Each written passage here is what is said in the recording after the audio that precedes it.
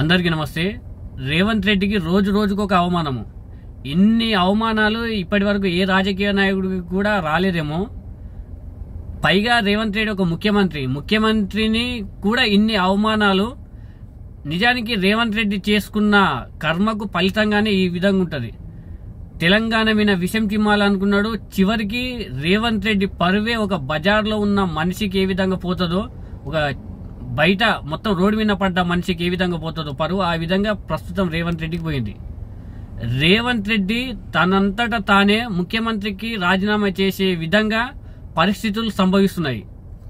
మీనాక్షి నటరాజన్, అదేవిధంగా మహేష్ కుమార్ గౌడ్ పరిగణించి పాదయాత్ర, వీళ్ళిద్దరు ముఖ్య పాత్ర ద్వారా పాదయాత్ర చేస్తున్నారు. పాదయాత్రలో 31వ తారీఖు ముఖ్యంగా రేవంత్ రెడ్డి అంటేనే, రేవంత్ రెడ్డి అధికారంలోకి వచ్చింది ఒక పాట ద్వారా. ఆ పాటల ద్వారానే అధికారంకి వచ్చిండ్రు. లేకుంటే రేవంత్ రెడ్డి అయినా సరే ఆ పాట గద్దరు, నల్గొండ గద్దరు పాడిండు కదా, ఆ వ్యక్తి అయినా సరే కానీ రేవంత్ రెడ్డి బదులు ఆ వ్యక్తే కావాలి. అంత గొప్పగా ఒక పాట పాడిండు 3 రంగుల జెండా పట్టి.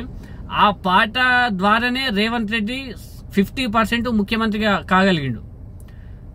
అసలు ఆ పాట కనుక లేకుంటే ముఖ్యమంత్రి పదవి కూడా వచ్చేది కాదు, అసలు కాంగ్రెస్ కూడా గెలిచేది కాదు. అంత పవర్ఫుల్ పాట అది, పాటకు మాత్రము. కానీ రేవంత్ రెడ్డికి ఆ పాట ఏ విధంగా సూట్ అయిందో అది మొత్తము ప్రతి ఒక్క మీటింగ్ పోయినా అదే పాట ఉంటుంది, ప్రతి ఒక్క మీటింగ్ పోయినా అదే పాట ఉంటుంది. మీనాక్షి నటరాజన్ బాగా గమనించినట్లుంది. ఇప్పటి నుంచి నా పాదయాత్రలో గనక ఈ పాటలు, రేవంత్ రెడ్డి పేరు వచ్చే పాటలు ఎక్కడ ఏదని మహేష్ కుమార్ గౌడ్కు చెప్పేసింది క్లియర్ గా. మీరు గనక ఇప్పుడు గమనించినట్లయితే ఎక్కడ కూడా రేవంత్ రెడ్డి పేరు వచ్చే పాటలు ఎక్కడ కూడా అవ్వట్లేదు. పాదయాత్రలు ఎక్కడ కూడా పెడతలేరు. ఓన్లీ కాంగ్రెస్ పాటలు, అదే విధంగా రాహుల్ గాంధీ, సోనియా గాంధీ, ఇందిరమ్మ రాజ్యం, ఆ పాటలు మాత్రమే వస్తున్నాయి. ఇప్పుడు ఆ రేవంత్ రెడ్డి పేరు వచ్చే పాట ఒక్కటి కూడా పాదయాత్రలో రావడం లేదు. మొత్తము ఎక్కడికెక్కడ కట్టేసింది. మీనాక్షి నటరాజన్ ని అధిష్టానము ఒక సాదాసీద, చూస్తే బక్కపల్చటి మహిళ, అసలు ఏం తెలియని మహిళలాగానే ఉంటారు. కానీ పకడ్బందీగా ప్రతి ఒక్క దగ్గర రేవంత్ రెడ్డిని తొక్కేయాలి. ప్రతి ఒక్క దగ్గర ఇంకా రేవంత్ రెడ్డి ఏ విధంగా అయినా పార్టీకి మోసం చేసిండు, వెన్నుపోటు పొడిచిండు. కాబట్టి రేవంత్ రెడ్డిని తనంతట తానే ముఖ్యమంత్రి పదవి నుంచి తప్పుకోవాలి అనే విధంగా ఎక్కడ ప్రతి దగ్గర అవమానిస్తున్నారు. ప్రతి ఒక్క దగ్గర ఇంకా అవమానకరంగా చేస్తున్నారు. రేవంత్ రెడ్డి పార్టీకి అదే విధంగా చేసిండు. ప్రస్తుతము మీనాక్షి నటరాజన్ కూడా ఎక్కడివక్కడ కట్టేస్తుంది రేవంత్ రెడ్డిని.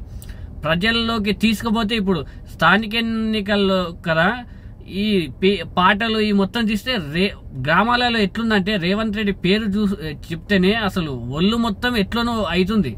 అసలు ఈ పాటలు అవి మొత్తం అని చెప్తే ఇంకే వ్యతిరేకత వస్తుంది, మా పాదయాత్ర కూడా ఎక్కడ కొనసాగదు అని అనుకున్నారేమో. కానీ నేను పాదయాత్ర చేసినంత వరకు రేవంత్ రెడ్డి పాట ఒక్కటి కూడా నడవద్దు, అసలు ఒక్క పాట కూడా రావద్దు మైక్లా అని హుకుం జారీ చేసింది. మహేష్ కుమార్ గౌడ్ కూడా అదే విధంగా ఓన్లీ కాంగ్రెస్ పాటలు, అదే విధంగా ఇందిరాగాంధీ, సోనియా గాంధీ, రాహుల్ గాంధీ వీళ్ళ పాటలే వస్తున్నాయి. రేవంత్ రెడ్డి పాటలు ఎక్కడ కూడా వస్తలేవు. ఇంకా అవమానం. ఇంకా రేవంత్ రెడ్డికి ఇంతనన్నా అసలు మనస్సాక్షి అన్న ఉంటే ఇప్పటికన్నా పార్టీని వదిలేసి వెళ్ళిపోవాలి.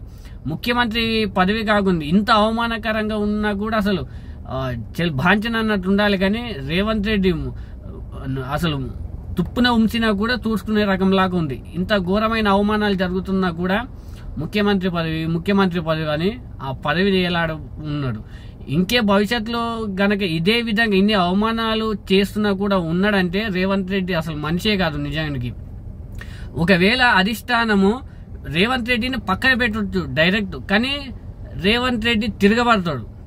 ప్రజల్లో ఏ విధంగా ఉంటది, కాంగ్రెస్ ని అధికారంలో తీసుకుని వచ్చిన వ్యక్తిగా కొంతవరకు ఉంది రేవంత్ రెడ్డికి.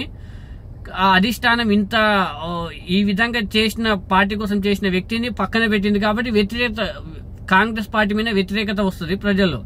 కానీ ఈ విధంగా అవమానాలు చేస్తూ రేవంత్ రెడ్డి తనంతట తానే ముఖ్యమంత్రి పదవి నుంచి తప్పుకునేటట్లు అధిష్టానం చేస్తుంది. ఇది క్లియర్ గా ప్రతి ఒక్కరికి అర్థమవుతుంది. కానీ రేవంత్ రెడ్డికి ఎప్పుడు అర్థమవుతుందో తెలుస్తలేదు. ఆల్రెడీ రేవంత్ రెడ్డి అభిమానులు మొత్తము ఇప్పుడు ఎట్లయిపోయిందంటే కాంగ్రెస్ అభిమానులని, రేవంత్ రెడ్డి అభిమానులని సపరేట్ అయిపోయారు. ఈ పాదయాత్రకు ఎక్కడ కూడా రేవంత్ రెడ్డి అభిమానులు రావట్లేదు. అసలు కొంతవరకు ఉన్నారు, రేవంత్ రెడ్డి అభిమానులు కూడా కొంతవరకు ఉన్నారు. అది కాక పరిగి కొడంగల్ ఈ ఏరియా మొత్తం దగ్గరనే కాబట్టి ఎక్కడ కూడా రేవంత్ రెడ్డి అభిమానులు మొత్తం ఈ పాదయాత్రకు రావట్లేదు. అసలు బైకాట్ చేసినారు వాళ్ళు, మొత్తం సపరేట్ అయిపోయినారు. కాంగ్రెస్ అభిమానులని సపరేట్ అయిపోయినారు, రేవంత్ రెడ్డి అభిమానులని సపరేట్ అయిపోయినారు. ఈ విధంగా ఇంకా రేవంత్ రెడ్డిని కంప్లీట్ గా తనంతట తానే వదిలేసుకోవాలి పదవిని. ఆ విధంగా అధిష్టానం చేస్తుంది. అధిష్టానం మాటల్ని బట్టే మీనాక్షి నటరాజన్ కూడా ప్రవర్తిస్తుంది.